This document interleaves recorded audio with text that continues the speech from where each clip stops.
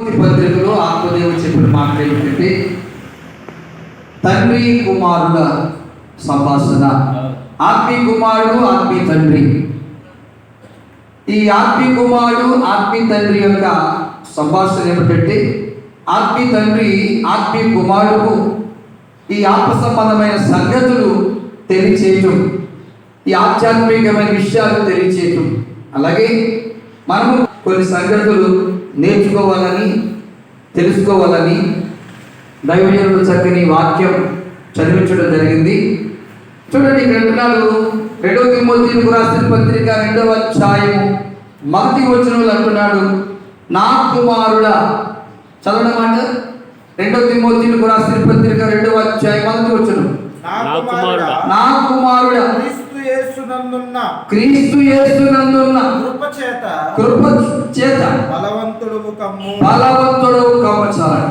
క్రీస్తు యేసునందున్న కృప, ఈ క్రీస్తు యేసునందున్న కృప చేత నా ఆత్మీయ కుమారుడా నీవు బలవంతుడుగా ఉండాలి. శరీర సంబంధమైన బలము కాదు, ఇది ఆత్మ సంబంధమైన బలం.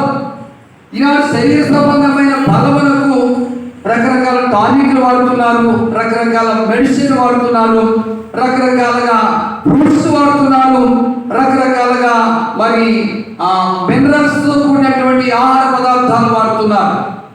అది శరీర సంబంధమైనటువంటి బలం.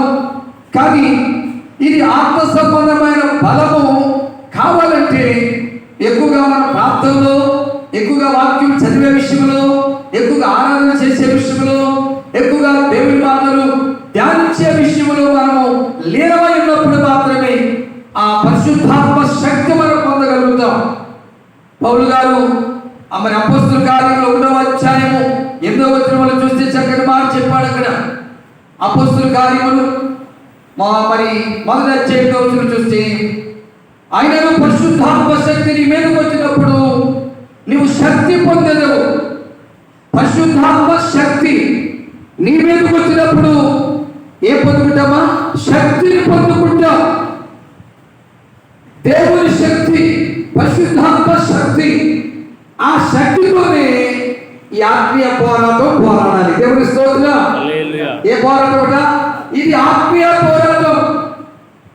ఈ ఆత్మీయ పోరాటంలో దైవజనుడు చక్కని మాట చెప్పారు, జడ్జి అయినటువంటి వాడు నియమము ప్రకారము పోరాడకపోతే జీవకిరీటం దొరకదు. నియమం ప్రకారమే పోరాడాలి. దేవుడు మనకు కొన్ని నియమాలు ఇచ్చాడు, కొన్ని నిబంధనలు ఇచ్చాడు, కొన్ని కట్టడలు ఇచ్చాడు, కొన్ని ఆజ్ఞలు ఇచ్చాడు. ఇవన్నీ పక్కన పెట్టేసి ఈనాడు చాలా మంది సేవకులు లోకానుసారంగా జీవిస్తున్నారు, ఇష్టానుసారంగా జీవిస్తున్నారు, మరి వారి మనసుకు నచ్చినట్టు జీవిస్తున్నారు. అందుకే వారి యొక్క పోరాటంలో విజయాన్ని సాధించలేకపోతున్నారు, అపజయం పొందుకుంటున్నారు. దైవజనుడు గారు ఏమంటారంటే, మన ఆత్మీయ పోరాటంలో మనము నియమము ప్రకారము పోరాడితే తప్పకుండా మనం ఆ జీవకీటం అనే దానిని పొందుకుంటాం.